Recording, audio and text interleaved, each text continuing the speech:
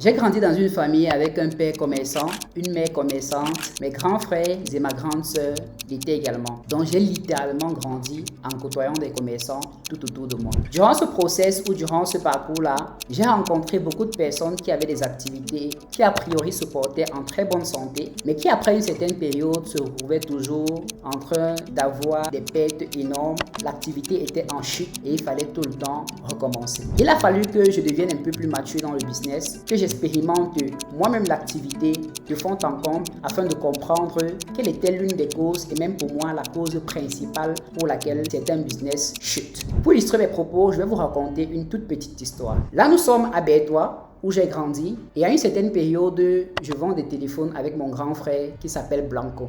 La boutique s'appelle d'ailleurs Blanco Télécom. Et parmi nos clients, on en a d'autres qui sont fidèles, c'est-à-dire qui viennent régulièrement pour acheter tous leurs appareils électroniques, téléphones, accessoires et autres. On a donc un client qui vient vers nous et qui nous expose une situation.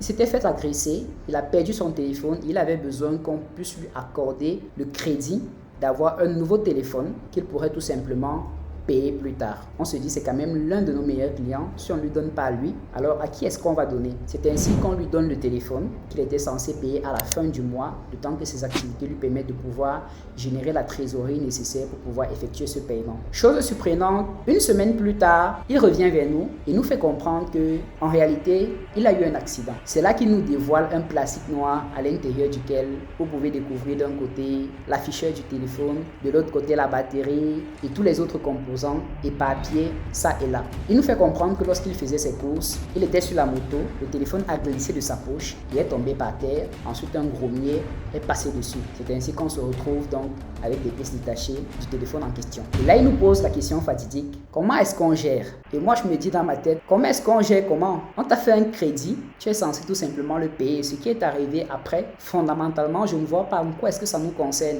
Il nous fait comprendre que puisqu'il n'a pas utilisé le téléphone sur la période sur laquelle il espérait le faire, il est dans l'incapacité de pouvoir le payer, mais qu'en plus, il a besoin qu'on lui accorde la faveur de lui donner un second téléphone qui pourra toujours payer à la fin du mois, même si ce téléphone, cette fois-ci, est de moins bonne capacité que le précédent. À notre place, qu'auriez-vous fait? Et il nous précise bien que le premier téléphone qu'il a pris, il ne pourra pas le payer intégralement parce que ne l'ayant pas suffisamment utilisé. Donc, il faudra qu'on trouve un compromis afin de pouvoir partager les pertes. À notre place, qu'auriez-vous fait? Voilà un comportement et une attitude qui plombe beaucoup d'activités, énormément d'activités. Pire encore lorsque vous faites du crédit à vos fidèles clients qui parfois, lorsqu'ils se retrouvent dans l'incapacité de pouvoir assumer ce crédit-là, vont vous délaisser, vont aller faire dorénavant leurs emplettes ailleurs, tout simplement parce qu'ils n'ont pas pu recouvrer l'argent qui leur permettrait de pouvoir payer leurs dettes. C'est comme ça que vous perdez le client en question. Lorsque vous débutez une activité, moi je vous recommande vivement d'éviter de pouvoir faire du crédit à vos clients. Il faut éviter cela. Celui qui veut être servi doit tout simplement payer, comme dans certaines boutiques, on voit payer avant d'être servi. Parce que le crédit est l'une des causes fondamentales qui font que plusieurs business échouent dès leur naissance. Ça veut dire une activité qui pouvait très bien se dérouler parce qu'on a accordé beaucoup de crédit, parce qu'on a accordé beaucoup de faveurs à nos amis, à nos familles, à nos meilleurs clients. On se retrouve en train de dire au revoir à l'activité ou on se retrouve en train d'être dans un éternel recommencement. Quand vous débutez une activité, le crédit doit être votre pire ennemi.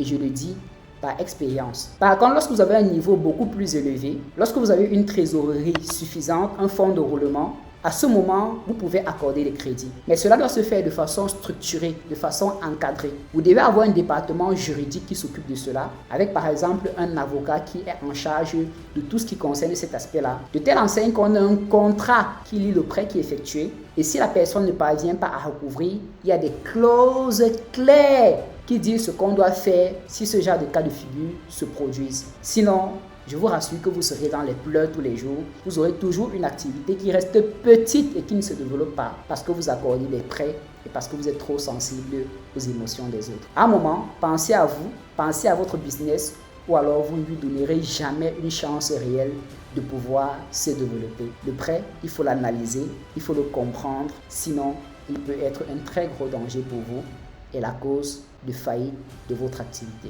J'espère que cette chronique vous aura intéressé. Si c'est le cas, n'hésitez pas à liker, à vous abonner et à partager. On se retrouve bientôt pour notre contenu. Ciao!